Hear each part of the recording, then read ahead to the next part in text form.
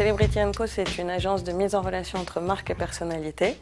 C'est de la recherche d'égérie, ambassadeurs, ce qu'on appelle du celebrity covering, c'est-à-dire promouvoir un produit et une marque en faisant porter tel ou tel produit par une personnalité choisie. Si croire en l'impact que peut avoir un produit porté par une personnalité, si vous regardez les magazines féminins, par exemple un film comme Sex and the City, vous voyez que les marques qui sont citées, c'est souvent celles que Madame Tout-le-Monde va voir dans son magazine.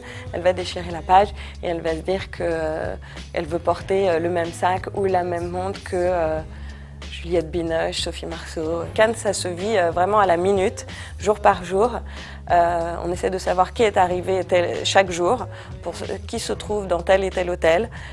C'est un peu de la chasse aux people, c'est-à-dire que vous allez les rencontrer sur les terrasses de plage, dans les halls d'hôtel, dans les soirées cannoises, et vous leur dites ce que vous faites et que vous serez content de les recevoir dans votre showroom de telle heure à telle heure, et que parfois il y a des rendez-vous qui se font à 2h ou 3h du matin parce que c'est à ce moment-là que vous les avez croisés dans l'ascenseur. La relation contractuelle que vous avez avec les marques, de quelle nature est-elle? Vous avez une obligation de résultat? Celebrity & Co s'engage à peu près à demander un budget des honoraires entre 2 500 € à jusqu'à 9 000 – 10 000 €. En amont, on fixe un contrat ensemble qui m'engage, moi, à offrir un certain nombre de produits aux personnalités pendant le Festival de Cannes. Parmi ce nombre de produits, je me dois de remettre aux clients X ou Y nombre de photos. Ma fierté a été il y a 12 ans quand j'ai mis le premier collier en diamant autour du cou de Kate Moss. C'était pour moi